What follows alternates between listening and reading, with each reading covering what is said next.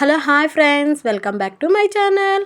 ఈరోజు స్వీట్ వచ్చి బీట్రూట్ కొబ్బరి బర్ఫీ అండి. చాలా టేస్టీగా ఉంటుంది. పిల్లల హెల్త్కి కూడా చాలా అంటే చాలా మంచిది. ముందుగా దానికోసం ఒక మిడిల్ సైజు బీట్రూట్ని తీసుకోండి. నీట్గా పీల్ తీసుకొని చూస్తున్నారు కదా, నీట్గా పీల్ తీసుకొని బీట్రూట్ని చిన్న చిన్న ముక్కలుగా కట్ చేసుకొని అందులో కొద్దిగా వాటర్ పోసి మిక్సీ పట్టుకోవాలి. బీట్రూట్ అనేది కొద్దిగా పేస్ట్ అవుతుంది బీట్రూట్ అనేది. తర్వాత దాన్ని పక్కన పెట్టుకోవాలి. పట్టుకున్న తర్వాత కొబ్బరి ఒక ముక్కను తీసుకోవాలి. అంటే మనం కొబ్బరి కొట్టినప్పుడు 2 ముక్కలు అవుతుంది కదా, అందులో ఒక ముక్కను తీసుకోవాలి. ఒకటి లేదా మీ ఇంట్లో 2 ఉంటే 2 ముక్కలు కూడా తీసుకోవచ్చు. నేనైతే ఒకటే ముక్క తీసుకున్నాను, అందుకని చెప్తున్నాను. ఒక ముక్క తీసుకొని దాన్ని నీట్గా చిన్న చిన్న ముక్కలుగా కట్ చేసుకోవాలి. చూస్తున్నారు కదా, ఒక పెద్ద సైజు ముక్కను తీసుకొని దాన్ని చిన్న చిన్న ముక్కలుగా తీసుకొని కట్ చేసుకోవాలి. తర్వాత చిన్న సైజు కప్పు బెల్లం తీసుకోవాలి. కొబ్బరి అండ్ బెల్లము, కొద్దిగా 3-4 యాలకులు. నేను వీడియోలో చూపించలేదు కానీ నేనైతే యాలకులు వేసాను. స్వీట్కు యాలకులే కదండి టేస్ట్, మీరైతే యాలకులు మర్చిపోకుండా వేయండి. తర్వాత కొద్దిగా వాటర్ పోసి మిక్సీ పట్టుకోండి. తర్వాత 4 టేబుల్ స్పూన్ల గోధుమ పిండి తీసుకోండి. మంచిగా చూస్తున్నారు కదా, 4 టేబుల్ స్పూన్ల గోధుమ పిండి తీసుకొని పక్కన పెట్టుకోండి. తర్వాత ఒక ప్యాన్ పెట్టుకొని ప్యాన్ అనేది హీట్ ఎక్కిన తర్వాత 3 టేబుల్ స్పూన్లు నెయ్యి వేసుకోండి. నూనె అయినా వేసుకోవచ్చు, నెయ్యి అయినా వేసుకోవచ్చు.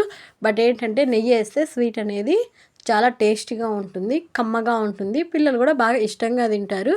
నెయ్యి లేని వాళ్ళు ఆయిల్ వేసి చేసుకోవచ్చు, అలాగైనా టేస్టీగానే ఉంటుంది. కాకపోతే నెయ్యి ఉంటే నెయ్యి అనేది స్వీట్కి టేస్ట్ బాగుంటుంది. ఖచ్చితంగా నెయ్యి ఉంటే నెయ్యితోటే చేయండి, టేస్ట్ బాగుంటుంది.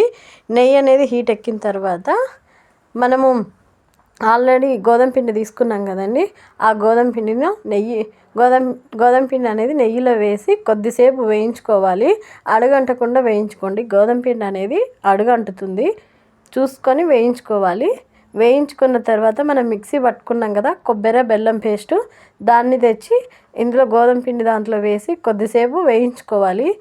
చూస్తున్నారు కదా, మిక్సీ పట్టిన పేస్ట్ని తెచ్చి ఇందులో వేసి బాగా వేయించుకోవాలి. వేయించుకున్న తర్వాత మళ్ళీ కొద్దిగా 1/2 టేబుల్ స్పూను నెయ్యి అనేది యాడ్ చేసుకోవాలి. తర్వాత కొద్దిగా వాటర్ పోసుకోవాలండి.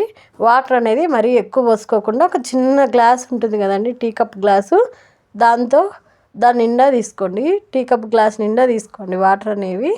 వాటర్ పోసి కొద్దిసేపు బాగా వేయించుకోవాలి. ఎందుకంటే గోధుమ పిండి అనేది పచ్చివాసన పోవాలి కదండి, అప్పుడే స్వీట్ అనేది చాలా టేస్టీగా ఉంటుంది. బాగా వేగిన తర్వాత ఒక 1/2 టేబుల్ స్పూన్ గీ తీసుకొని మళ్ళీ వేయండి.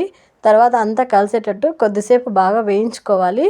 వేయించుకున్న తర్వాత మనము ఆ మిశ్రమాన్ని తీసుకొచ్చి ఒక గిన్నెకు తీసుకోవాలి.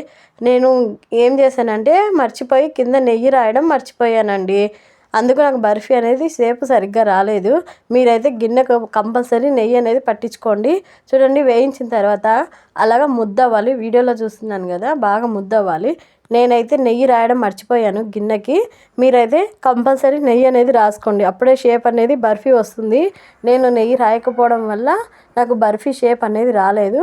ఆ మిశ్రమాన్ని కొద్దిగా పక్కన తీసి పెట్టుకున్న తర్వాత మిగిలిన పేస్ట్ ఉంది కదా, గోధుమ పిండి కొబ్బరి పేస్టు, ఆ పేస్ట్లోకి మళ్ళీ మనం బీట్రూట్ మిక్సీ పట్టుకున్న జ్యూస్ ఉంది కదా, అందులో దాన్ని వడగొట్టుకొని తీసుకోవాలి.